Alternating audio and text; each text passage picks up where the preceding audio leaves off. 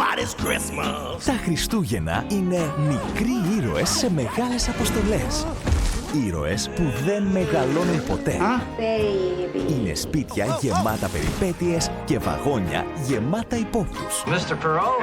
Poirot. Oh, Perot. What is Christmas? Είναι έρωτες που εμφανίζονται απρόσμενα Truth is, actually, I'm in love. και έρωτες που κρύβουν την ενοχή τους. You must be mad. Είναι ο Τζακ στα καλύτερά του Thank you. και ο Χιου στα πιο γοητευτικά του.